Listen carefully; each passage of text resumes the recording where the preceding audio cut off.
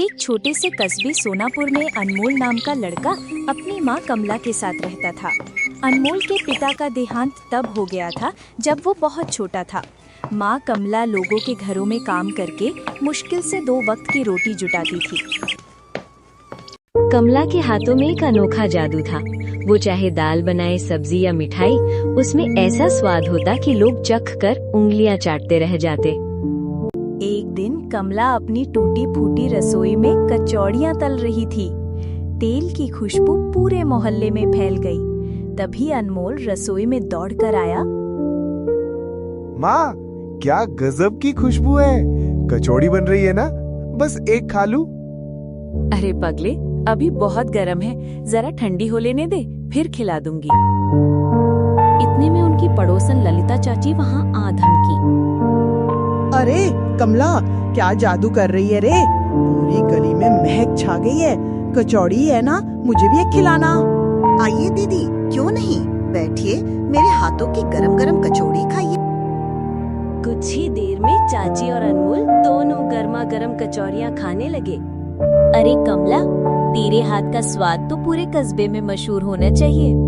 क्यों ना तू कचौड़ियाँ बेचने का काम शुरू करे? अरे चाची, जब 2 वक्त की रोटी के भी पैसे नहीं हैं, तो कचौड़ी बेचने का काम हमसे कैसे होगा? ये तो हमारी बस की बात ही नहीं है। अरे कमला, मैं थोड़े पैसे दे दूंगी। मुझे भरोसा है कि तेरे हाथों में कमाल है। एक ही घंटे में सारी कचौड़ियाँ बिक जाएगी। हाँ माँ, आप चिंता मत कीजिए, मैं कल ही बाजार जाकर सारी कचौड़ियाँ बेच दूंगा। लोग जरूर पसंद करेंगे और हमें जल्दी ही सफलता मिलेगी। हो सकता है यही हमारे लिए नई जिंदगी की शुरुआत हो, और वही मौका जो हमें गरीबी से निकालकर खुशहाल बना दे। मुझे पूरा विश्वास है माँ, अब हमारी मेहनत जरूर रंग लाएगी। बेटा, व्यापार इतना आसान नहीं। अगर घाटा हो गया तो हम शांता चाची को वापस रुपए कैसे लौटाएंगे?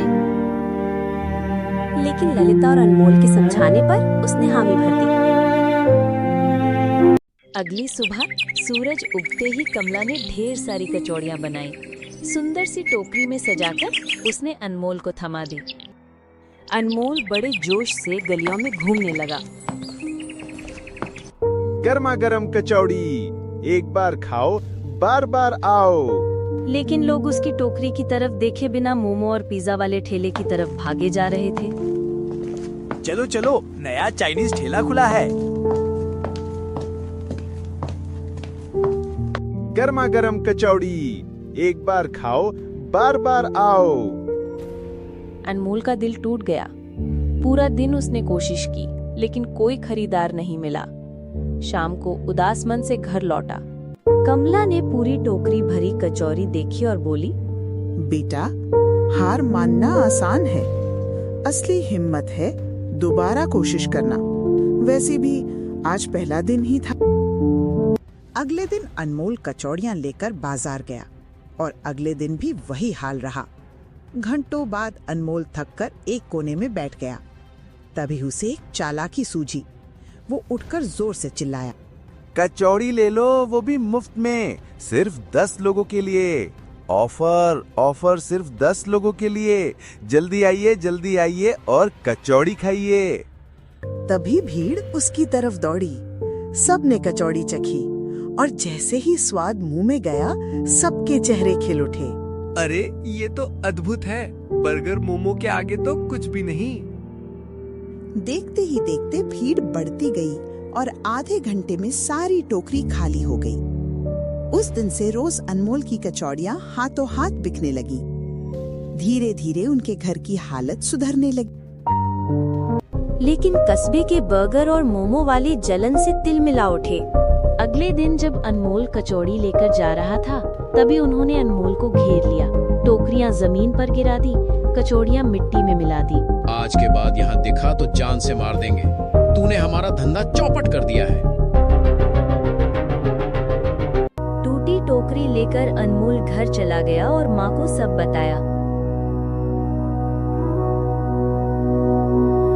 बेटा, अगर तेरे इरादे सच्चे हैं तो कोई तुझे रोक नहीं सकता। अब हमें अपनी दुकान खोलनी होगी। हम खुद का ठेला खोलेंगे और पूरी मेहनत करेंगे बेटा। हमें सफलता जरूर मिलेंगी। उन्होंने अपनी बची खुची पूंजी से एक छोटा सा ढाबा खोला। वहाँ रोज लाइन लगने लगी।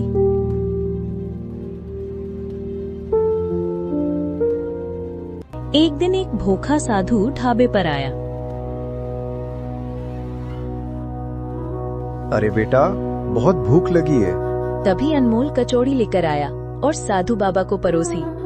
साधु ने जैसे ही एक निवाला खाया और खाते ही कहा, बेटा, तेरी माँ के हाथ में अद्भुत वरदान है। सुनो बेटा, यहाँ से उत्तर दिशा में चंदनगढ़ नाम का एक राज्य है। वहाँ की राजकुमारी काव्या को किसी भी चीज में स्वाद नहीं आता। राजा ने ऐलान किया है कि जो उसकी स्वाद की भूख मिटा देगा वही उसका पति और राज्य का उत्तराधिकारी बनेगा। अनमोल हक्का बक्का रह गया, लेकिन साधु ने आशीर्वाद दिया, हिम्मत कर बेटा, सफलता तुझे ही मिलेगी। अनमोल कचौड़ियों से भरी टोकरी लेकर चंदनगढ़ महल पहुंचा। अनमोल महल को देखकर चौंक गया, क्योंकि उसने ऐसा महल कभी नहीं देखा था। मैं अनमोल हूँ, मैं राजकुमारी के लिए कचौड़ियाँ लाया हूँ। हे, तुम तो एक साधारण बालक लग रहे हो। अगर तुम्हारी कचौड़ियाँ राजकुमारी को पसंद नहीं आई तो राजकुमारी द्वारा तुम्हें शेरों के पिंजरे में डाल दिया जाएगा। अनमोल डर तो गया, लेकिन माँ की याद कर बोला, मैं तैयार हूँ। मैं अनमोल हूँ, मैं राजकुमारी के लिए कचौड़ियाँ लाया हूँ। फिर से कोई नया खाना? मुझे नहीं लगता कि इसमें कुछ स्वाद होगा। लेकिन जैसे ही उसने एक कौर लिया, उसकी आंखें चमक उठी। वाह, इतना स्वाद मैंने पहले कभी नहीं चखा। राजा भी खुद चखने आए और हैरान रह गए। आज पहली बार मेरी बेटी इतने प्रेम से खा रही है, सचमुच कमाल है। राजा ने पूरे दरबार में मैंने ऐलान वचन दिया किया, था, जो भी मेरी बेटी के मुंह का स्वाद वापस लाएगा उससे मैं राजकुमारी का विवाह करवाऊंगा।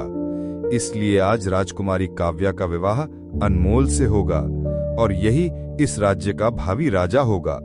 तालियों और खुशियों से पूरा महल गूंज उठा। इस तरह एक साधारण सा कचौड़ी बेचने वाला लड़का चंदनगढ़ का राजा बन गया। दोस्तों, ये कहानी हमें सिखाती है कि मेहनत और सच्चाई का स्वाद कभी फीका नहीं पड़ता। वक्त बदलता है, लेकिन सच्चे दिल से किए गए काम की कीमत जरूर मिलती है। अपनी मेहनत और ईमानदारी से एक मामूली लड़का राजा बन गया और अनमोल और कमला का जीवन सुधर गया। कहानी पसंद आई तो लाइक और सब्सक्राइब जरूर करें।